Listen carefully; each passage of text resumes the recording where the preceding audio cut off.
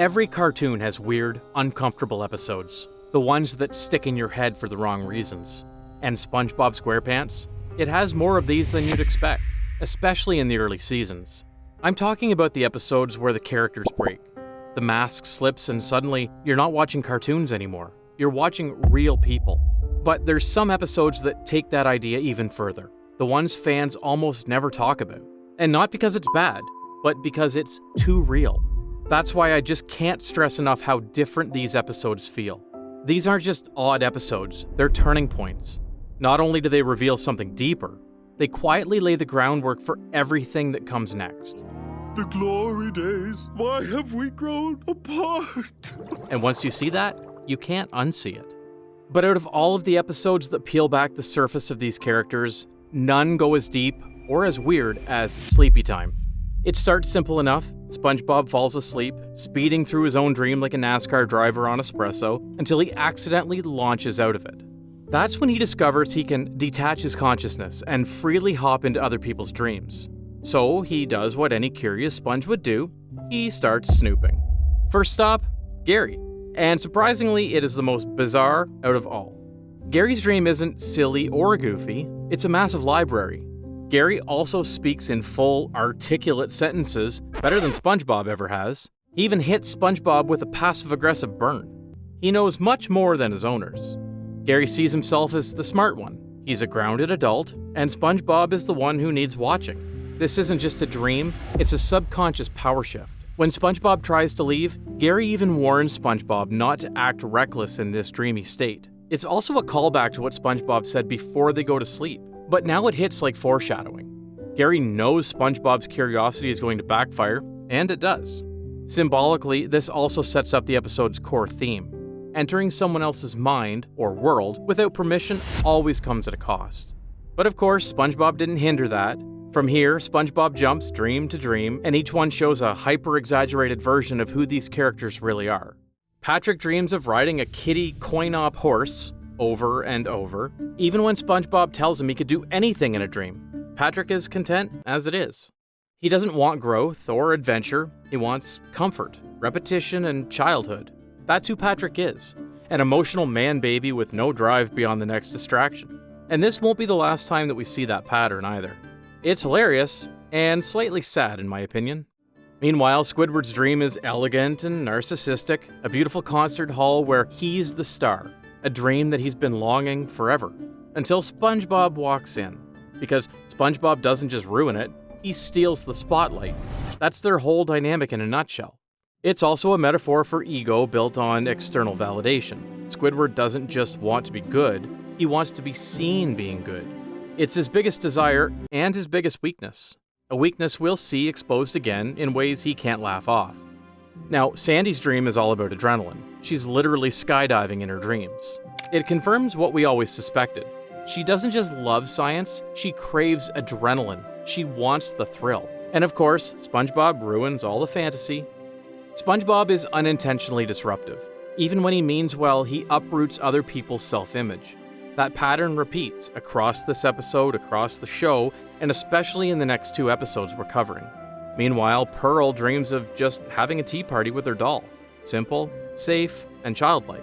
And in a way, tragic, because it reminds us that despite being stuck in a harsh capitalist household with Mr. Krabs, Pearl's still just a kid. This is the calmest dream of the bunch, which makes it stand out more than you'd think. Good thing SpongeBob didn't ruin anything for her. As for Krabs' dream, of course it's about chasing money. This time he's on a conquest to catch the legendary Moby Dollars, the literal white whale of money. This is the first episode where his greed becomes mythologized. It's not just about liking money, it's about glorifying the chase, building a personality out of it. The Moby Dollar becomes a symbol for unattainable satisfaction. No matter how hard Krabs tries, he'll never feel like he has enough. This dream is a blueprint for how Krabs' greed will develop later in the following seasons.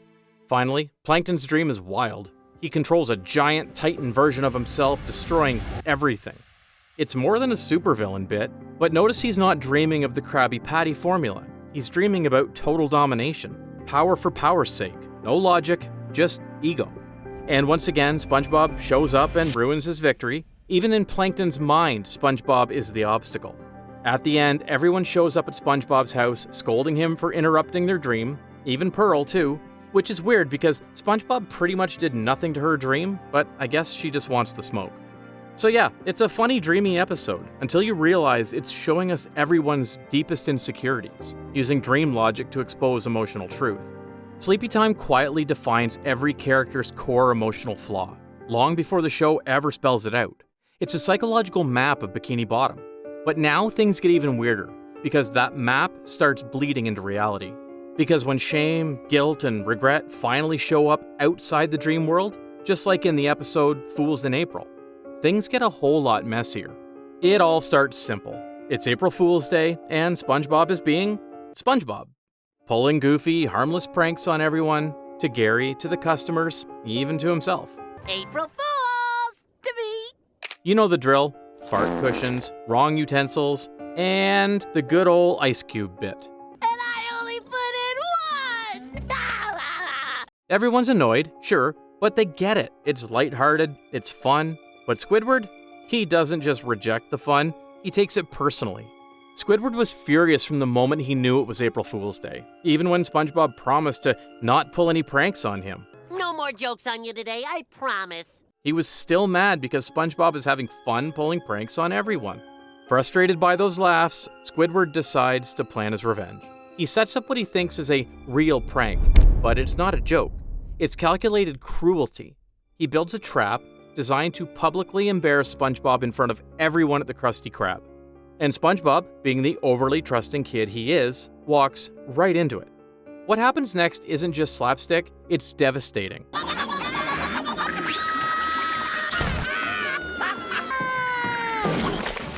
Oops. The kind of moment that makes you wish you could shrink and disappear. SpongeBob had to run home crying after that. Squidward doesn't care, he's having a blast, but the mood shifts fast. I didn't mean to make him cry. The customers turn cold, the laughter dies, and Squidward is left standing there, feeling the echo of what he did. Then comes the guilt.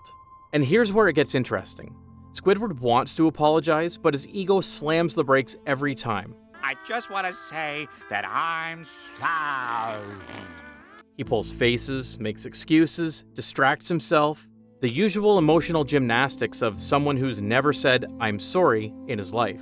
Until a hallucinated vision of his grandma tips him over the edge. And then, he cracks. He apologizes. All right, I'm sorry. Not just a quick sorry, he confesses. Even goes as far as saying that he cherishes all the moments with SpongeBob. Didn't mean to hurt you. In fact, SpongeBob, I like you. I like living next door. I like hearing your foghorn alarm in the morning and your high-pitched giggling at night. It's one of the rawest moments in the entire series. Squidward, the cynic, drops the act. We don't see the bitter cashier, we see a lonely man, ashamed of how he's acted. Except, this is SpongeBob we're talking about. SpongeBob opens the door, surrounded by everyone from the Krusty Krab, and drops the mic. Yep, the entire thing was a setup. SpongeBob pulled the ultimate reversal, and turned Squidward's breakdown into the final prank. And somehow, it doesn't feel mean. It feels like grace. Because here's the real secret. SpongeBob knew Squidward was hurting. This prank wasn't revenge, it was a safe space. A moment that let Squidward feel something other than resentment. Squidward isn't just mean. He's frustrated, isolated, and emotionally constipated. And the irony? In trying to hurt SpongeBob, Squidward reveals more about himself than he ever intended. And for a kid's show to show that, with this much rawness, is kind of incredible. Later episodes like Dying for Pie would expand this exact arc. Guilt, regret, and Squidward's impossible way of saying, "I care." But this was the seed. Fools in April was one of the first episodes to humanize Squidward. It proved that Squidward wasn't just the grumpy foil to SpongeBob's sunshine, he was complicated, wounded, prideful, but capable of reflection. The dynamic between SpongeBob and Squidward will become the emotional spine of the show. Two characters locked in friction, but bound by unspoken care. It's easy to forget now, but early SpongeBob wasn't just a meme machine. It was weird, ambitious, and emotionally sharp. Steven Hillenburg didn't write around feelings, he leaned into them. That's what made it timeless. Not the jokes, but the truth buried underneath them. But now things spiral even further, because this time, the damage isn't just emotional, it's exploitative. A full-grown adult, Mr. Krabs, falls into something he calls love, or what he thinks is love, and SpongeBob ends up carrying the consequences. This isn't about romance, it's about control, manipulation, and how kindness gets taken for granted. This is Crusty love. It starts when Mrs. Puff is having lunch in the Krusty Krab. Mr. Krabs sees her and instantly melts into a blubbering mess. He's head over claws obsessed in seconds. I guess love is the same no matter your age, huh? But here's the key. He's not in love with her. He's in love with the idea of her. The fantasy. Someone to impress, someone to chase. And the only way he knows how to express it? Money. Mr. Krabs starts throwing money at Mrs. Puff. Fancy dinners, flowers, limo rides. He's turning into a sugar crab. But by the end of a single night, he's already burned through $100K for Mrs. Puff. And suddenly, the romance starts to feel more like a financial crisis. How can you spend $100,000 in one night? So what's the solution? Make SpongeBob the budget police. No obsessive spending, no luxurious gifts, just walk in the park. Easy, right? Wrong. As soon as Krabs sees Mrs. Puff again, he loses it. Starts buying random junk just to win her over. And who's stuck handling every errand? SpongeBob. He's the emotional support sponge, the errand boy.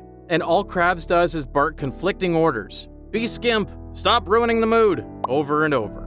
SpongeBob is dying trying to keep up, and Krabs still doesn't say thank you. Eventually, he breaks. The sponge has had enough, and we get one of the most shocking moments in the show.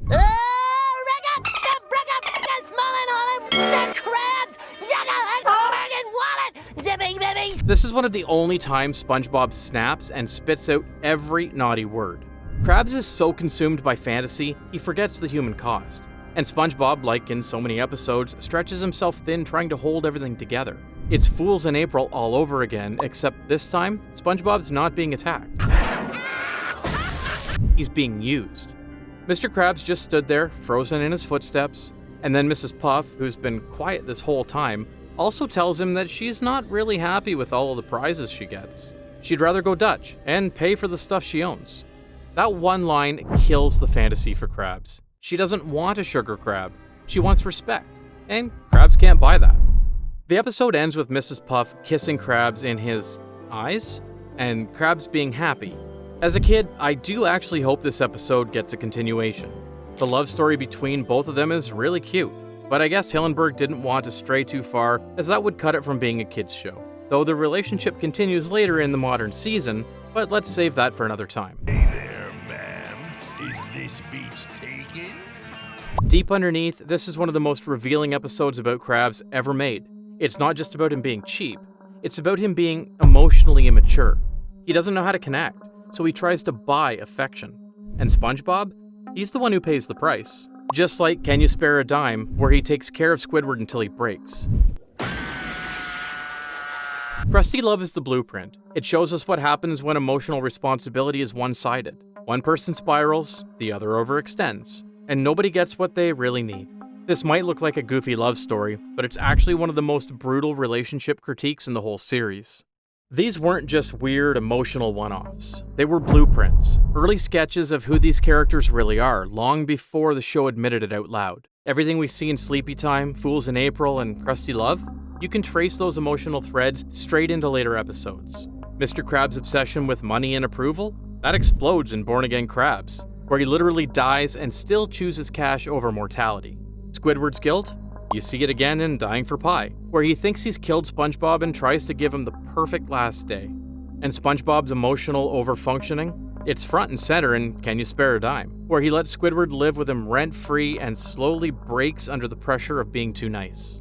These 3 early episodes laid the emotional groundwork for the entire show. And the more you watch, the more you realize the characters never moved on from this. They just got better at hiding it. And honestly, watching them now, it's hard not to wonder, what if we had gotten more? What if we got a Sleepy Time sequel, where SpongeBob returns to everyone's dreams years later, only to find they've shifted? Darker, lonelier, more chaotic. Squidward is still stuck at the register, Patrick riding the same broken horse, Krabs chasing a dollar he can't catch, and Plankton dreamed of giving up. What if Fools in April had real consequences? Would Squidward keep that guilt with him? Or would SpongeBob just let him reset like nothing happened? Again. And what if Crusty Love actually evolved into something deeper? A slow arc where Krabs tries to be emotionally available and completely flops. It could have been tragic, hilarious, and real. These episodes felt like the start of something bigger, like the show was about to dig even deeper. But instead, they hit pause, reset, and moved on. And maybe that's part of the charm. Just enough emotional weight to hit you in the gut without ever promising closure. Still, you can't help but wonder. So yeah, these episodes, they were foundational. Moments where the writers let these characters feel things. Guilt, shame, loneliness, depression. And didn't immediately drown it in noise. They showed us who these characters really were, and who they could have become if the show had kept it going deeper. But it didn't. I lost something I couldn't live without. My identity. And if you've seen our last video, this is what the saddest modern SpongeBob episode looks like. You know exactly what I'm talking about. Ink Lemonade wasn't just a bad episode, it was a wake-up call.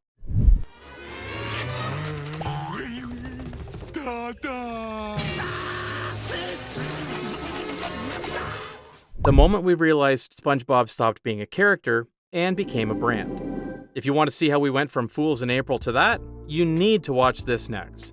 I still can't stop crying about it.